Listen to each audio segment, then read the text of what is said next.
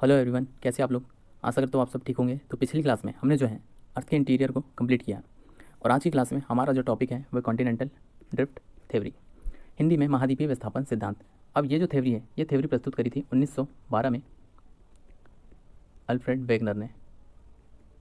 Alfred Wegener जो है एक जर्मन वैज्ञानिक थे, जर्मन मौसम वैज्ञानिक थे, मौसम वैज्ञानिक। ठीक, तो 1912 में इन्होंने ये थ्योरी प्रस्तुत करी। तो इसको थ्योरी को पढ़ने से पहले हम जो है इन वर्ड पे जो है थोड़ा सा काम कर लेते हैं। अब ये जो कॉन्टिनेंट वर्ड है इसकी मीनिंग क्या है हिंदी में? महाद्वीप, मतलब पृथ्वी का वह क्षेत्र, हार्ड सरफेस जहाँ पर हम लोग रहते हैं उसे क्या कहेंगे? महाद्वीप। ठीक, हिंदी में महाद्वीप और इंग्लिश में कॉन्टिनेंट।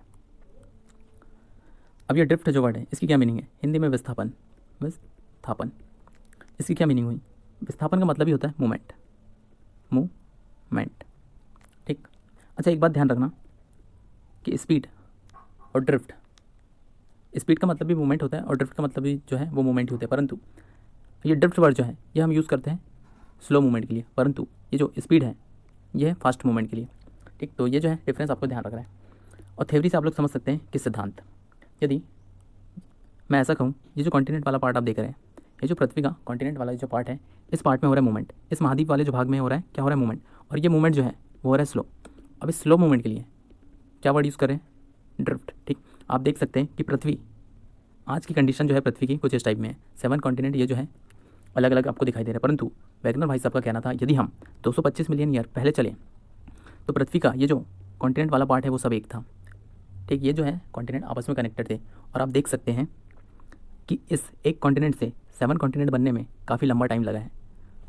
इसका मतलब ये जो मूवमेंट हुआ है कॉन्टिनेंट में, जो मूवमेंट हुआ है वो मूवमेंट क्या हुआ है? स्लो हुआ है। और स्लो के लिए क्या वर्ड यूज़ करें? ड्रिफ्ट। इसलिए continental drift theory. I think आप ये समझ गए होंगे। अब जो है हम इसको पढ़ने का प्रयास करते हैं। अब जो है हम कॉन्टिनेंटल ड्रिफ्ट थ्योरी को शुरू करते हैं। तो कॉन्टिनेंट ड्रिफ्ट थ्योरी, तो अभी मैंने आपको बताया ये थ्योरी प्रस्तुत करी थी 1912 में अल्फ्रेड वेगनर द्वारा। अल्फ्रेड वेगनर जो है एक मौसम वैज्ञानिक थे जर्मन के। अब ये मौसम वैज्ञानिक थे, मौसम का अध्ययन करते थे, क्लाइमेटोलॉजी। ठीक, तो अब ये मौसम का अध्ययन करने अंटार्कटिका वाले रीजन पर गए। तो वैगनर भाई साहब जो है इस वाले रीजन पर गए थे। ये जो रीजन देख रहा है आप, ये अंटार्कटिका। तो मौसम का अध्ययन करने का इस वाले रीजन पर। ठीक, अंटार्कटिका में मौसम का जब वो अध्ययन कर रहे थे तो उन्होंने क्या देखा? उन्हें यहाँ पे मिल गए फॉसिल। फॉसिल मतलब जीवाश्म, जीवों के जो अवशेष है उन्हें फॉसिल कहते हैं, जीवाश्म। ठीक, जब वो मौसम के अध्ययन कर रहे थे उन्हें यहाँ मिल गए फॉसिल। अब यहाँ पर फॉसिल का मिलना मतलब आश्चर्य वाली बात है। मतलब यहाँ पर जो टेम्परेचर इतना कम रहता है और सूर्य का प्रकाश यहाँ तक पड़ता ही नहीं कि यहाँ जो है बायोडाइवर्सिटी देखने को मिल जाए, लेकिन यहाँ पर जो है वो जीवाश्म मिल रहे थे। इसका मतलब पहले कभी ना कभी यहाँ पर कुछ ऐसा रहा होगा, तभी तो यहाँ जीवाश्म मिल रहे हैं। और बायोडाइवर्सिटी जो है जैसा कि हम लोग जानते हैं इस वाले रीजन पर, ट्रॉपिकल वाले रीजन पर जो है वो बायोडाइवर्सिटी देखने को मिलती है। इस वाले रीजन में ट्रॉपिकल से जैसे ही हम लोग पोल की तरफ चले तो बायोडाइवर्सिटी जो है वो नहीं के बराबर, यहाँ नहीं मिलती बायोडाइवर्सिटी उतना, और यहाँ पर मिल रही है। मतलब पृथ्वी पर कुछ ना कुछ परिवर्तन हुआ है। आप सोच में पड़ गए। तो उन्होंने क्या देखा? अब यहाँ पर बायोडाइवर्सिटी मिल रही है तो उन्होंने जो है ऐसा सोचा थोड़ी देर के लिए, यदि मैं मान लूँ ये वाला जो रीज़न है अंटार्कटिका वाला रीज़न यहाँ कहीं पर हूँ, तो यहाँ इस वाले रीज़न पर जो है बायोडाइवर्सिटी पॉसिबल है। हो सकता है इस वाले रीज़न से जो है जीव जंतु का आना लगा रहता होगा और यहाँ पर सूर्य का प्रकाश इतना पड़ेगा तो यहाँ पर जो है जीव जंतु के लिए पर्याप्त अनुकूल परिस्थिति उत्पन्न हो सकती है। ठीक, अब सवाल बहुत सारे सामने आ गए। यदि अंटार्कटिका वाला रीजन यहाँ कहीं पर हो, इसका मतलब पहले आज की कंडीशन में जो अंटार्कटिका है वो यहाँ पर है। यदि पहले हम चले तो अंटार्कटिका यदि इस वाले रीजन पर हो, इसका मतलब कि इस वाले रीजन पर क्या हुआ है? अंटार्कटिका में क्या हुआ है? मूवमेंट हुआ है। अंटार्कटिका में क्या हुआ है? मूवमेंट। तो वैगनर भाई साहब जो है इस वाले रीजन पर, यह है अंटार्कटिका वाले रीजन पर क्या मौसम का अध्ययन करने गए थे। जब वो वहाँ पर मौसम का अध्ययन कर रहे थे तो उन्हें मिल गए वहाँ पर फॉसिल। क्या मिल गए? फॉसिल मतलब जीवाश्म, जीवों के अवशेष। और इस वाले क्षेत्र में फॉसिल का मिलना मतलब असंभव। फॉसिल यहाँ पर मिल रहे हैं, जैसा कि हम लोग जानते हैं अगर बायोडाइवर्सिटी हमें कहीं मिलेगी तो इस वाले रीजन पर, ट्रॉपिकल वाले रीजन पर। ठीक, ट्रॉपिकल से जैसे ही हम लोग इधर चले पोल की तरफ तो यहाँ सूर्य का प्रकाश इतना नहीं पड़ता, यहाँ जीव जंतु पेड़ पौधे के लिए अनुकूल परिस्थितियाँ उत्पन्न हो जाएँ। यहाँ पर फॉसिल मिल रहे हैं, मतलब पृथ्वी पर कुछ ना कुछ ऐसा परिवर्तन हुआ है जिसके कारण जो है यहाँ पर फॉसिल मिल रहे हैं। पहले यदि जीव जंतु रहे होंगे यहाँ पर तभी तो फॉसिल मिल रहे हैं। तो अब इनका दिमाग ख़राब हो गया। अब करें तो क्या करें? यहाँ पे फॉसिल मतलब अचंभा ही एक टाइप से। तो इन्होंने सोचना शुरू किया तो इन्होंने क्या सोल्यूशन निकाला कि यदि मैं थोड़ी देर के लिए ऐसा मान लूँ कि ये अंटार्कटिका वाला जो रीजन है वो यहाँ पर हो, यहाँ कहीं पर हो, अंटार्कटिका वाला जो रीजन है यहाँ कहीं पर हो, तो हो सकता है कि यहाँ जो है बायोडाइवर्सिटी की अनुकूल परिस्थितियाँ उत्पन्न हो सकती है। यहाँ सूर्य का प्रकाश इतना पड़ता है कि यहाँ बायोडाइवर्सिटी जो है आसानी से अनुकूल परिस्थितियाँ उत्पन्न हो सकती है बायोडाइवर्सिटी के लिए। जीव जंतु जो है वो इस रीजन से भी है यहाँ पर आ सकते हैं। तो अब बहुत सारे सवाल खड़े हो गए सामने, यदि ये वाला रीजन अंटार्कटिका वाला रीजन जो है वो यहाँ कहीं पर हो, इसका मतलब आज तो यहाँ पर दिखाई दे रहा है, यदि पहले यहाँ पर हो तो इसमें क्या हुआ है मूवमेंट, इसमें क्या हुआ है पहले यदि ये यहाँ कहीं पर हो लेकिन आज क्या है यहाँ पर है, इसका मतलब इस वाले भाग में क्या हुआ है मूवमेंट, इस वाले भाग में क्या हुआ है मूवमेंट। एक मिनट देना मुझे।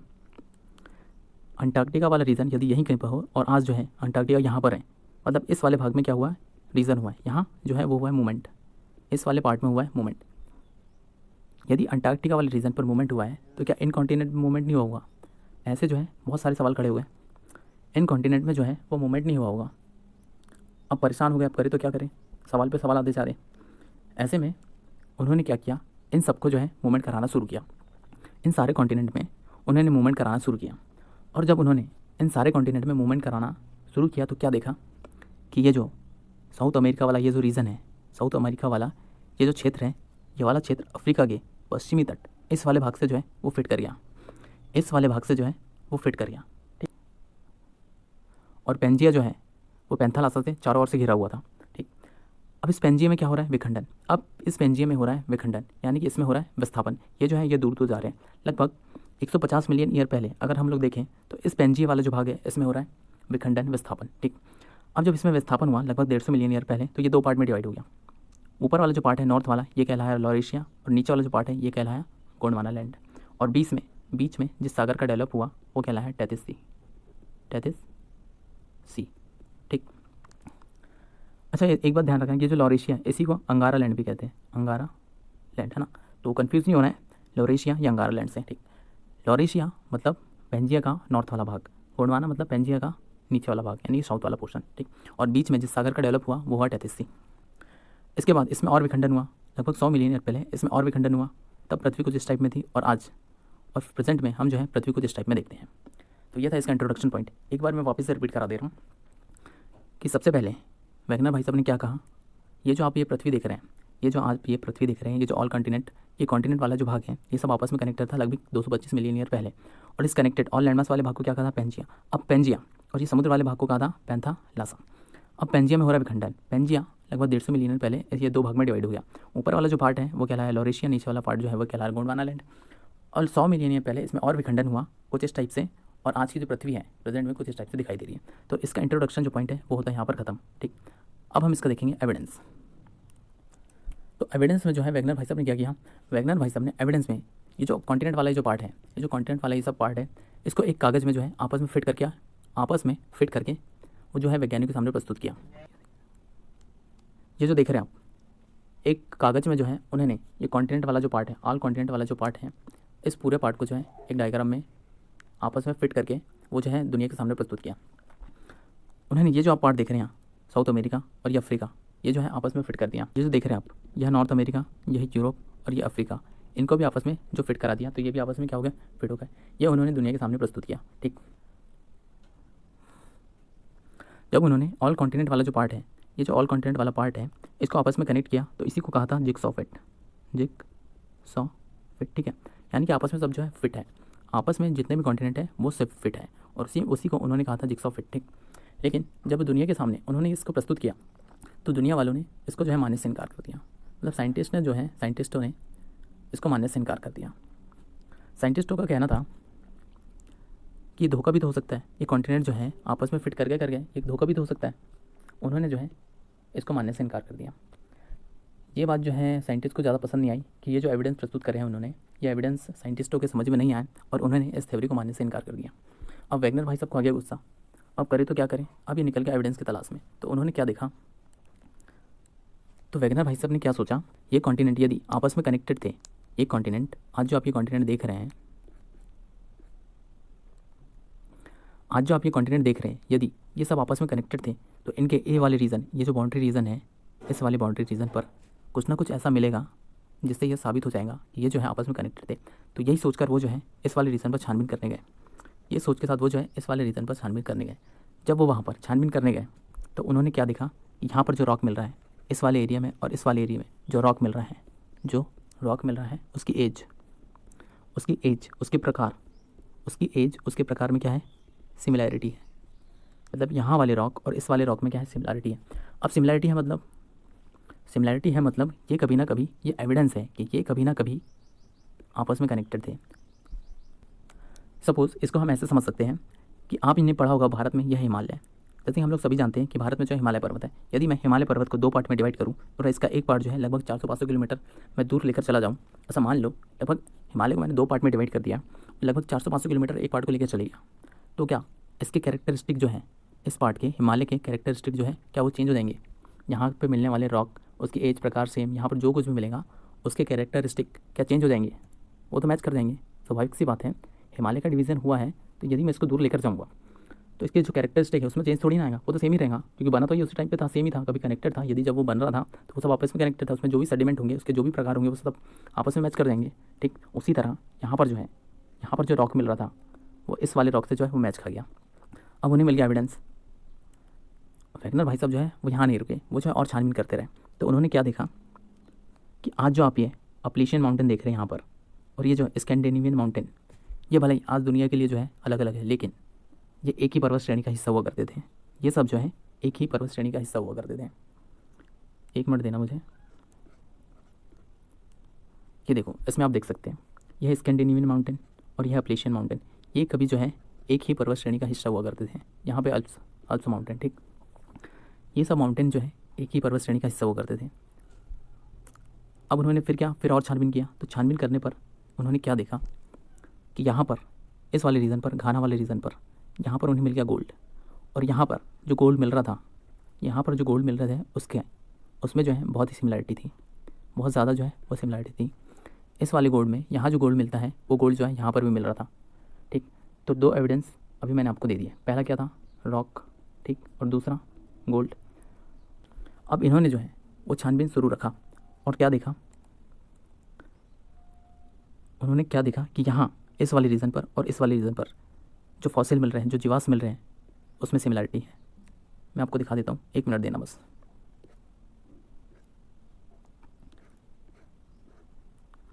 इस डायग्राम के माध्यम से जो है आप देख सकते हैं ये जो रेप्टाइल जैसा जीव आप देख रहे हैं, ये है मेसोसॉरस जो है इस वाले रीजन पर मिल रहा है।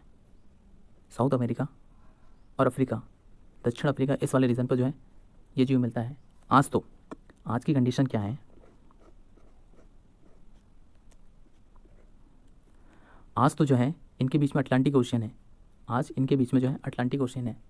तो क्या ये जो जीव मिल रहा है यहाँ जो जीव मिल रहा है मेसोसॉरस, वो क्या कभी अटलांटिक ओशियन को पार करके यहाँ तक इतनी दूर साउथ अमेरिका तक जा सकता था क्या? पॉसिबल ही नहीं है। इसका मतलब ये एविडेंस है कि ये जो कॉन्टिनेंट है कभी आपस में कनेक्टेड थे। उसी तरह ये जीव साइनोगैंथस इस वाले रीजन पर मिल रहा था, ये वाला जीव लेस्टोसॉरस इस वाले रीजन पर, और ये जो वेजिटेशन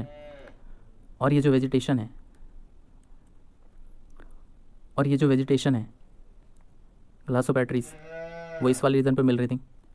तो ये सब क्या है, ये सब एविडेंस है कि ये जो कॉन्टिनेंट है आपस में कनेक्टेड है। नहीं तो आप ही बताइए कि ये जो वेजिटेशन है, आज तो ऑस्ट्रेलिया बहुत दूर है, अंटार्कटिका भी बहुत दूर है, अफ्रीका तो बहुत ज़्यादा ही दूर है। मतलब इस वेजिटेशन में, ये जो वेजिटेशन है इतने कॉन्टिनेंट में कैसे मिल सकती है? सोचने वाली बात है। तो सीधे ये एविडेंस है, ये जो है कॉन्टिनेंट वाला जो पार्ट है सभी जो है आपस में कभी ना कभी कनेक्टेड था। ठीक, अब इसके बाद एक और इन्होंने प्रस्तुत करा था एविडेंस में, वो था टिलाइट डिपॉजिट।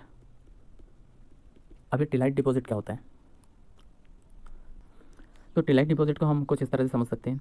भारत में आपने देखा होगा गंगा रिवर सिस्टम, तो गंगा नदी जब पहाड़ से निकलती है तो अपने साथ जो है बहुत सारे सेडिमेंट लेकर आती है। ठीक है, इस समय हम सेडिमेंट देखेंगे, परंतु उस समय जो है वो आइस एज चल रहा था। अब जब आइस एज चल रहा था तो वहाँ पर क्या रहते हैं, ग्लेशियर। अब ग्लेशियर जो अपने साथ सेडिमेंट लेकर आते हैं, उन्हें हम लोग कहते हैं टिलाइट डिपॉजिट। ठीक, तो टिलाइट डिपॉजिट जो है आपको समझ में आ जाएगा। मैं आपको मैप में दिखा देता हूँ कि टिलाइट डिपॉजिट जो है वो कहाँ पर मिले।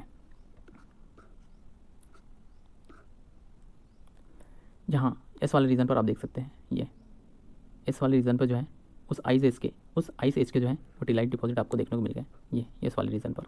ठीक, तो अभी तक मैंने आपको कितने एविडेंस दिए? सबसे पहले क्या था? रॉक एज सेम था, गोल्ड, फिर फॉसिल, और लास्ट में दिया था टिलाइट डिपॉजिट। ठीक, तो इतने एविडेंस जो है वैगनर भाई साहब ने अभी तक कलेक्ट कर चुके हैं। जब उन्होंने इतने एविडेंस कलेक्ट कर लिए तो वो फिर से पहुँचे कहाँ? साइंटिस्ट, यानी कि दुनिया को बताने के लिए फिर से पहुँचे।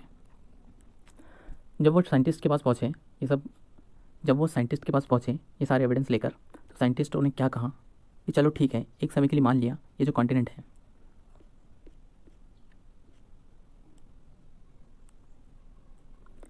एक समय के लिए मान लिया ये जो कॉन्टिनेंट है सब आपस में कनेक्टेड थे। आपने जो सबूत दिया उसके तौर पर जो है हम ये मान लिए कि ये जो कॉन्टिनेंट है वो आपस में कनेक्टेड थे, परंतु अब ये दूर गए तो इसके दूर जाने का कारण है वो भी बताओ।